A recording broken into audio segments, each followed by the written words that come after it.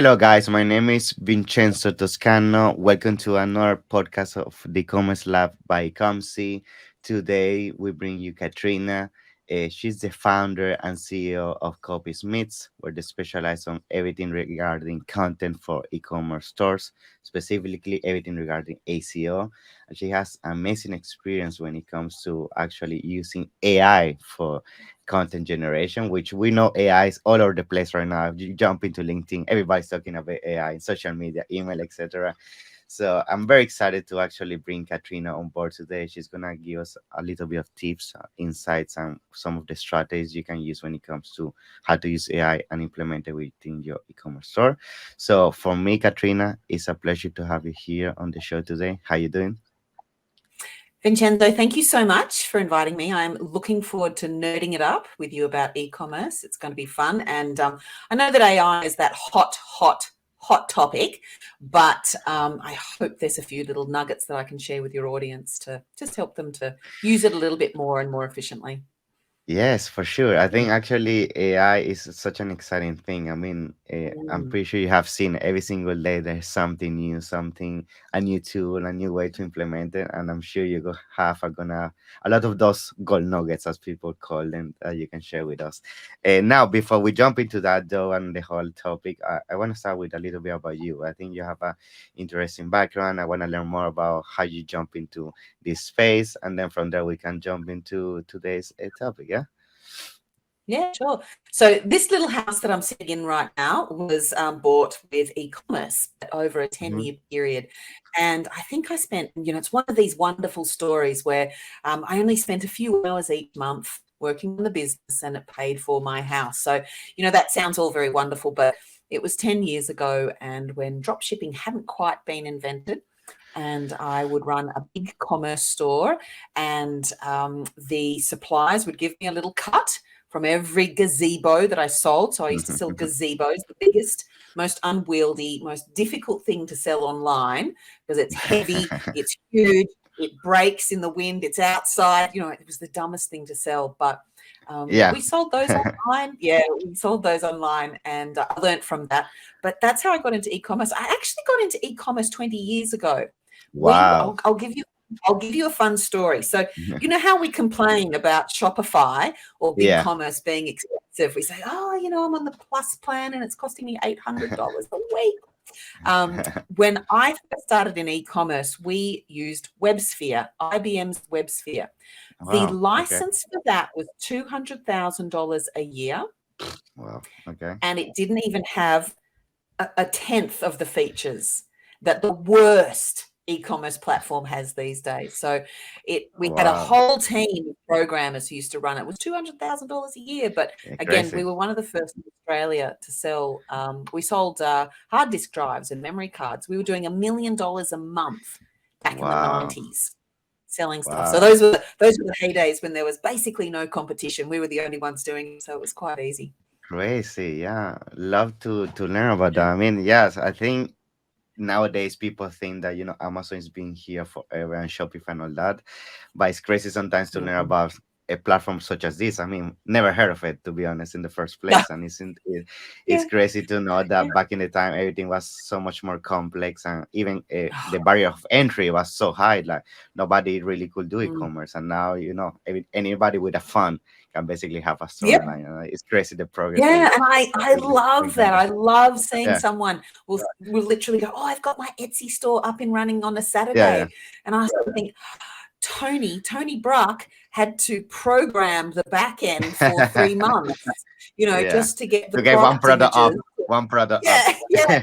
just to get the product images to load on a page. So, yeah, it was, I got started a very long time ago. So I've seen a lot of things come and go, but AI is the latest thing that I've seen coming, and it's a super exciting technology. Again, it's literally going to be like that juxtaposition of the old software with like an Hmm. Etsy platform or an Amazon platform. It's just going to be a complete game changer for those who Yeah, learn how to use it. for sure. And actually, that brings me to my first question, which is basically now that you've been explaining all this about, how AI is changing a lot of business owners, not only the Mm. e-commerce space overall. I actually want to learn more about how you actually using AI lately, for yourself, for your clients, specifically around content creation. So, what are some of the things you are seeing? And maybe you can touch Mm. about some, yeah, case studies where you have been using AI. Yeah, if you can. Yeah. Yeah, sure. We're actually building a case study with Harvard at the moment. So Oh wow. Copysmith's our company. Building it. Yeah, I know. It's a highlight, absolute highlight. We're Okay. we're working with the Harvard Business School to develop a case study with digital marketing generally, and we're going Okay. to help some of the MBA students learn how to use AI to sell online and to, we're doing Mm, content initially to get all of that going, but that's kind of just like when you sort of say case study, that'll be coming out probably closer to looking probably the end forward of to that. 2023. Yeah, a little bit of time away because, yeah, as you know, it takes time to create these Yeah, things. But for sure. some of the things where, like, we don't do a huge amount with Amazon. We tend to be more traditional e-commerce. Okay. But I think, like, I've got a few ideas for you that I Mm, think that AI is going to change. So I think everyone knows about product descriptions. You yes. can use Amazon, you can use AI to help formulate product descriptions and titles, features and benefits, all of that sort of stuff. And the AI can think of things that perhaps you haven't thought of before. So it's Yeah. brilliant for triggering a blank page, for sort of saying, oh, Yes. what can I, add in here? And then there are tools like Percy, and also Hmm. Anton's Copy Monkey is Yes. a great tool as Yes. well that, he Try them can, out. Very those, good tools. Very good tools. I yeah, have tried yeah, them out. yeah. Yeah. Copy Monkey, great. And so there are these tools like that that get rid of that blank page. But Yeah. um, if you can't, let's say, for whatever reason, let's say Copy Monkey, I don't know why, you might be insane, but Copy Monkey's not for you. You can use a tool like ChatGPT and you can Hmm. combine it with Zapier. So Hmm. what's happening now with a lot of these tools, I call them a little bit of a thin layer. So there are, as you said at the start of this episode, there are all these tools coming out every single day, like Yeah. tools and tools and tools. There's heaps of them, but they're all a thin layer that sit on top of OpenAI's language models, so large language models. So they're just a thin layer. And so if you don't want to buy someone else's thin layer, you can actually make your own. So you can do it with Zapier and also with ChatGPT. So to generate, I'm not sure what the prices are of, say, Percy and Copy Monkey, but to generate your own initial product description and features and benefits, it might cost you 5 cents because you can Mm, work directly with the open AI to do that. And then okay. you're just using Zapier to trigger all those automations. But and then it's a sequential thing where you sort of say, I well, I see. need the LSI keywords or I need the So features and basically, you use benefits. Zapier to, I will say, so audience can understand. It would be to generate the prompts and the steps the ChatGPT has to follow to to throw the results at you. I guess that's the way you will use it, right? Yeah, like in Zapier, you literally put in one prompt and you Mm-hmm. say, write that to, let's say, a cell in Excel, or I say if see. you're using Okay. Monday.com or, Trello or something. You can get Zapier to integrate with all your project management tools or with Excel or, Google Nice. Sheets or something. And you put the prompt into Zapier with an instruction, and then you say, now that I have the LSI keywords, I want you to weave them into the features and benefits statement. Mm, I want okay. you to write the features and benefits for this product. Now I want you to weave the LSI keywords in. And now that we have the LSI keywords and we have the features and benefits, I want you to write a product description. I want you to write the descriptor. And I want you to include a review that I've pulled in from over here. So Zapier can multi-layer the prompts, the Yeah. AI prompts, so that you can get a custom solution. Yeah. So I think tools like Copy Monkey are a brilliant way to get started, really great way to get started. And I am positive that those tools will continue to develop and improve. And, those guys are definitely going to improve faster than, For say, sure. you or I, who are just sort of, not focused on that. But Yes. yeah, Love that's it. one way you can, yeah. Now, There's good. also, yeah, Yeah, there's actually, so I had one more thing a, I can talk about. go on. Sorry. Go on. No, one more thing was, I just want to sort of say that I think that with the AI tools that produce this content, it ends up being very flat sounding.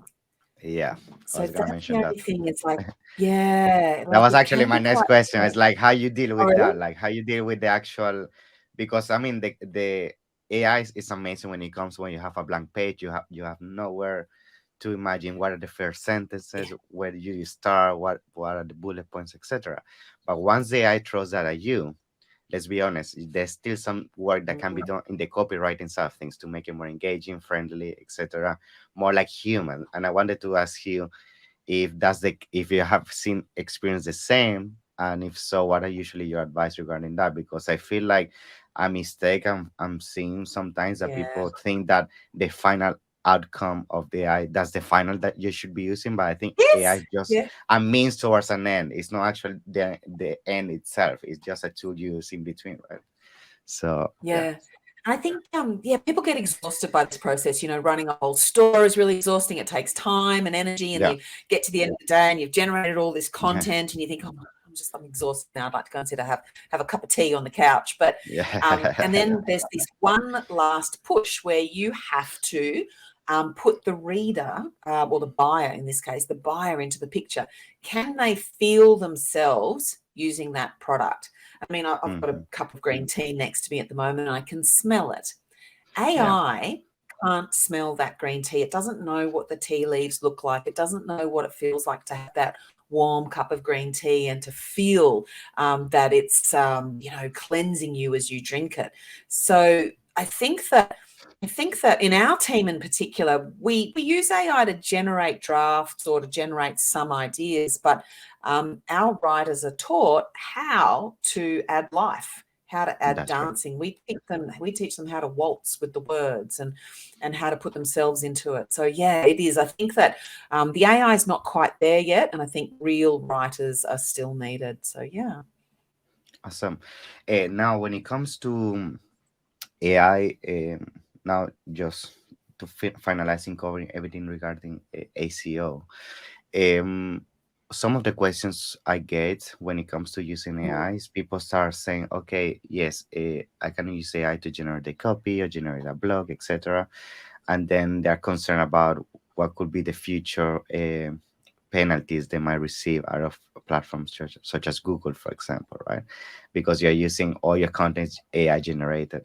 So I wanted to ask you, what is your experience with that, and if you have actually seen any penalties by using AI? Yeah, No, I think that what's going to happen, and I think about this a lot on yeah, behalf of our customers as well, because we have most of our customers are usually doing most of our customers do about 5 to 50 million a year who okay, work with us. So it's it's very risky, yeah, to go against guidelines, Google's guidelines, if we're risking their businesses if we don't follow whatever the guidelines say, and if we're also not a little bit conservative. So I would say as well, like when you have a new business, and let's say it's only doing, I don't know, let's say it's, doing a small amount per year, it's a brand new yeah, business.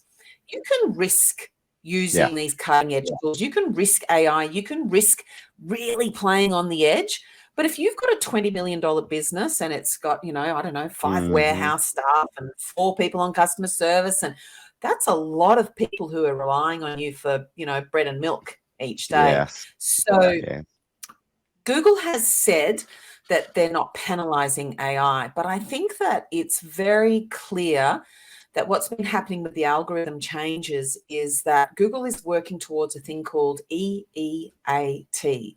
So, hmm, experience, expertise, authority, and trust. For the mm, last, I don't know, maybe 4 or 5 years, a lot of their algorithm updates have had the same theme, which is all about trusting yeah, that the content that's being produced is by someone who has used the product or understands the product.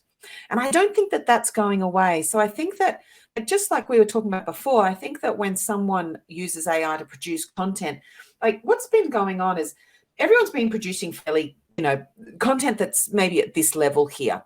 yes, And AI has come along, okay? And everyone's gone, oh, I'm up at this level here. Well, yeah, I can tell you that people like me, we run content companies. We've been producing content at that level, and now we've just gone to that level.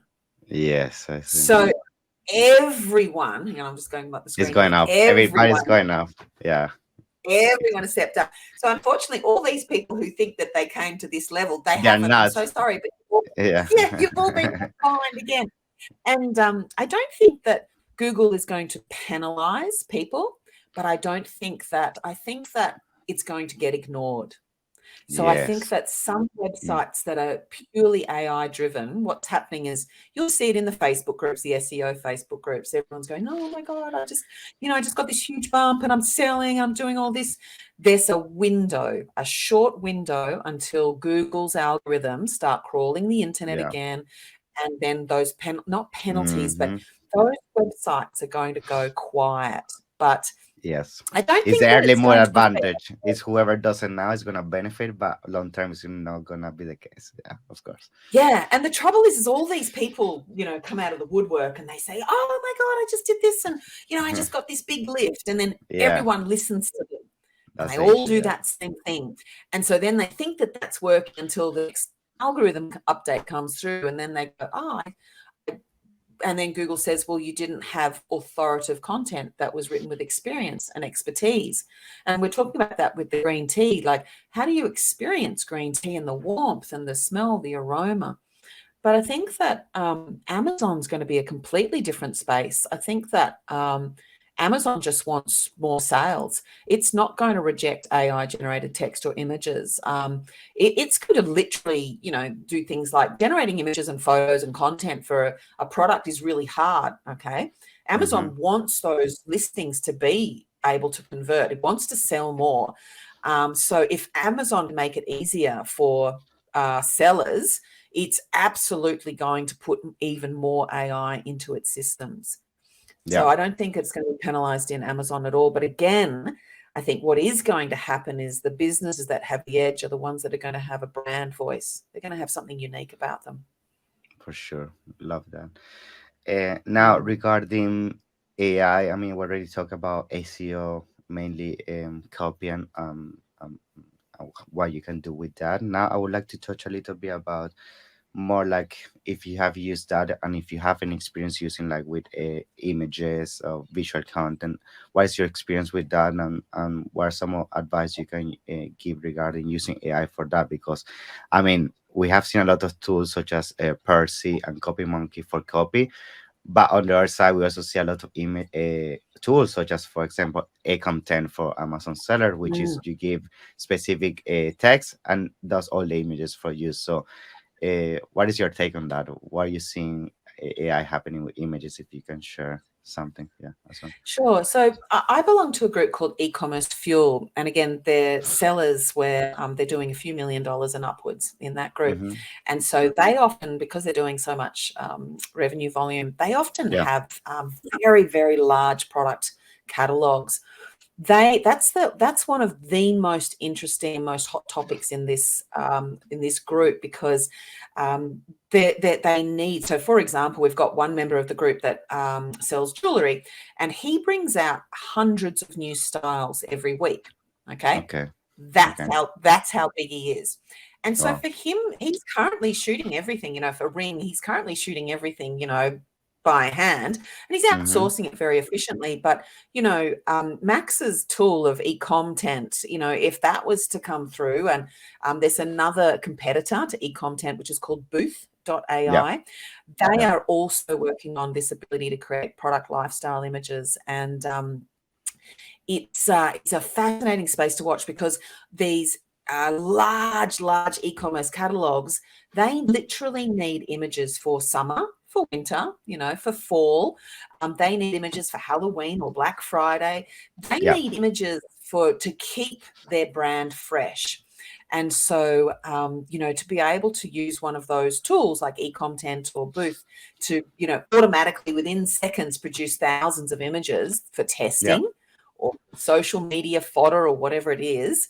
But I think that's a very pragmatic, practical way to use the AI, and I think that's going to be very quickly surpassed. For example, I'll give you an example. I think Amazon, like, how difficult would it be for Amazon to just acquire Max's Yeah. IP or Boots IP, e-content, and literally bring it into Amazon and say, Yeah. oh, would the customer like to see that dress on their body instead of a Yes. model? Would the Yeah. customer like to see, the chair in front of their fireplace instead of, Max's e-contents, fireplace? So, Mm-hmm. that's what I say. These little thin layer apps that are coming through with AI, they're if I was building it, I would be hoping for an exit. I'd be hoping that someone Yeah. acquired The same. my Yeah. tech because Canva can just roll into that space in a split second, and Yeah. also Amazon. Adobe Amazon is will, doing it. I think Adobe Photoshop is doing it already. yes, Yeah. So yeah, you see it. yeah, So there, it's definitely something that's happening. I feel like just quickly pointing what you say of Amazon. I mean, they could even offer for free for the Amazon sellers saying, "Oh, you have no images? Just click this button. We make all your images and you're up and running." So it's like yeah, you either exit yeah. now or these big players are gonna come in and do it anyway, and that's the issue I see in the eye. So it's becoming each day more and more available by these big companies. Yeah. Yeah, it's a trivial thing. Yeah, I always like to think, Amazon and Google. I always think when people say to me, "Oh, do you think I can beat them at this?" And I sort of say, "Well, they've got a room full of PhD level engineers whose literally only focus is working on AI for images." Okay, Yes. they've got they've, Yeah. they've got Stanford graduates, Harvard graduates, Full and time the there. and they're getting paid. And I can tell you, an intern out of Harvard will get 175,000 US as a starting salary. You know, Yeah. so there's a room full of those humans, and their only job is to work out how to integrate AI into the product images. And so, but I love it for people who sell online. So if you're selling fashion, I would on Amazon, I would be so excited that I think Mhm. that Amazon's going to give you that. It's going to be able to test all the product images and say, oh, this girl who was standing straight on, that image sold more often than the girl standing Mhm. side on. And or could you make a dress that's got, like, I don't know, a longer hem on one side, because Yeah. that the data coming back to product manufacturers is so exciting. Yes. 100%. And I think after now talking about copy and images, another thing that I find very interesting with AI, we've been using that with some clients is pro research, because Yeah, sometimes you have a product or you have a brand, but you struggle to really think about what is a new thing I can bring to market, because sometimes you just don't come up with the idea, and you can use AI saying, okay, this is my brand, this is what people is looking for in this specific niche, this is what people is complaining about, give me ideas about how I can make my pro better, and then AI boom boom boom boom give you ideas, and then you yeah, I can love use that with that. your supplier. So I wanted to ask you if you have played around with that, and maybe you can give some insights about that. So yeah. Yeah, so one of the things we did, I spoke at the beginning of this year. I spoke at a conference about all of this sort of stuff, and I showed people how there was one person was an electronics manufacturer, and I Yeah. sort of said, well, yeah, like Netflix is stopping sharing all passwords, so all the Yeah. teenagers who can't afford it, and I was like, what would happen in the USB space if Netflix disappeared and we all went back to pirating movies? And so we started playing around with Mid-Journey, and we were able to make the most beautiful USB fobs that had filigreed jade ends. We were able to combine these other products that we knew the teenagers Mm, loved. interesting. So, Okay. such as keychains off their phones, and you know how Yes. you know how lots of the teenagers will have these little dongles of Yes. decorative dongles Yes. on their phones, Yeah. and so Yeah. we were like, well, what if you could just somehow have a little remote hard drive that you could put, you share, your friends' movies on. I mean, this is terribly illegal, of course, copyright material. Not Yeah. suggesting that this is a great product for anyone, Just an but the idea. data's there. Yeah, the data's there. If anyone wants to go for it. But so the crowd like responded really well to that, because they could see that, they don't just have to use their own brain to create ideas. You can mix and match in these tools like Midjourney just to sort of ideate. So yeah, again, I agree with you, Vincenzo. I think it's a really exciting space, particularly in the product image space. Yeah. Yeah, for sure. Now let's talk a little bit about what is the future of AI, so we can start, concluding today's episode, and I think the future is very interesting. And the reason why I think it's very interesting is because on one side you have all these tools, all this innovation, technology coming to the space when it comes to AI. But on the other side, you also have all these, which I talk on a daily basis, like copywriters, graphic designers, people do pro research for living, all of that. They started to get afraid about I either adapt to AI or I'm gonna be left behind. And there's this button right now about them saying, "Oh, AI doesn't really output the best work. Come with me," and AI then uh, you can show the opposite way. AI. So, what is your thought process about this? What could be the best future for both parties moving forward? I think the best thing would be a hybrid approach. I think people should integrate AI into their workflow and have that higher level of result as you explained it. Totally But I agree. feel Yeah. some people, I have seen also some resistance from some of in the space. So, what is your take on this, and maybe some advice, yeah, that you can share Okay. around the So future? it's exactly the same as when Photoshop came on the scene Yeah, or PageMaker yeah, came on the scene. So there was this tool yeah, a billion years ago called PageMaker. It's yeah, like the letterpress. It's people used to hand set letters, or people used to paint yeah, a logo, or they would hand letter logos with paint brushes and paint. And then Photoshop came along, and it created so much opportunity. You think of how many graphic designers there are now. So, yeah, 20 years ago when Photoshop didn't, well, perhaps 30 years ago when Photoshop didn't exist, I didn't really know any graphic designers, but now you can fall over graphic designers on the street. They're literally everywhere. yeah, So the ubiquity, the availability of the tools gave access to so many more people to not only use the tool for its intended purpose, such as graphic design, Photoshop, but you think of all the different ways people use Photoshop for photo retouching, for old photos, for I don't know, graphic design, or film reels, all sorts of things. And I think that the AI is an opportunity for people who want to learn the tool. So yeah. no one sort of said, "Oh gosh, Photoshop, all the graphic designers are out of work. This is terrible."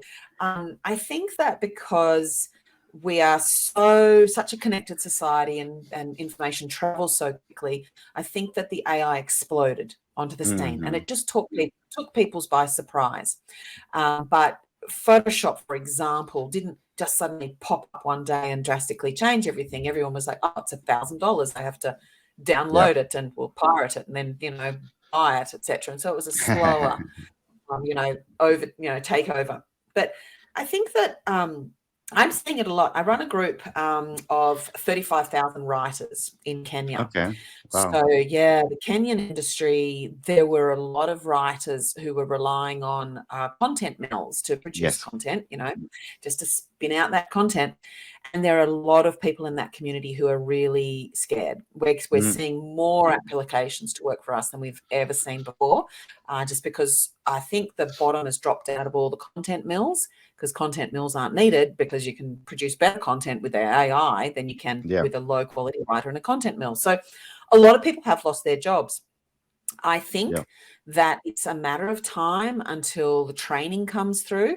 We're developing courses to try to teach our writers and other writers how to use the AI so that they can yeah. create new work for themselves. So I don't know, Vincenzo. I think It's people get interesting. very, yeah, Yeah, I think people get very scared because they don't know it. But once they learn how to use the tools, they're going to see, like, you're very fortunate because you're, at that cutting edge where you're dealing with new clients all the time and they ask you that. So you have to answer yeah. those questions. But I need to I pivot. think, yeah, Yeah, yeah, yeah, you need to pivot. You have to pivot for your yeah, customers. yeah, Whereas people, are just trying to catch up. So, but I think, I think AI is incredible. Like, how in Amazon, for example, you have to go and read all the reviews, yes, or you can sort of filter by, okay, well, was it, I don't know, did they like it or not like it, or the star rating. I think we're going to look back in 5 years on a star rating and think how antiquated and yes. Totally agree. pedestrian that was. I think people are literally going to go to Amazon and query, um, what did people not like about this dress? What did they not like about the material?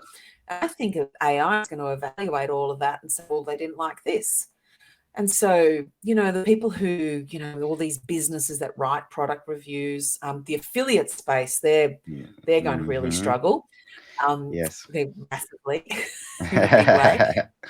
But I don't Yeah. know. Do you think? What do you like? I think everyone's just in a tiz. I think it'll settle Yeah. down and everyone will be fine. I mean, for me, I think it's like with anything new comes to market, you're always gonna have this division. You're gonna have the people that support and people that doesn't. And I feel right. I mean, right now, yes, we could see the negative side in some sectors, as you mentioned, but I think the long term is gonna be the best for everybody. And the reason for that is because on one side, you have the business owners that now have access to more content, which is going to allow them to provide better service to their clients. That means the clients are going to have a better customer experience. And on one side, maybe the small copywriter or the small designer can do bigger projects because he knows how to leverage tools and he can do bigger things with less overhead. So I think that's the mindset both sides have to have, right? And say, okay, AI is taking my pie and that's it. I think it's opposite. Actually, you can use Yeah. now AI to do bigger things, you know? So Yeah, yeah, I completely agree with you. I think, and the point you make about overheads for the workers, I think that applies to the e-commerce stores. Like, I yeah, think people get into e-commerce and they think, oh, I'm going to make millions. The margins are often very thin in yeah, e-commerce. And I feel like e-commerce store owners really get squeezed. I feel like that's everyone's right. putting their hands in their pockets, for the money. Yeah, Amazon takes a bit, the shippers take a bit, the tool everybody. makers take a bit, everyone takes a bit of money from them. And I think that AI is going to help them to have more profit margin. And then they will, instead of having to pay 5 customer service people, they'll pay 1.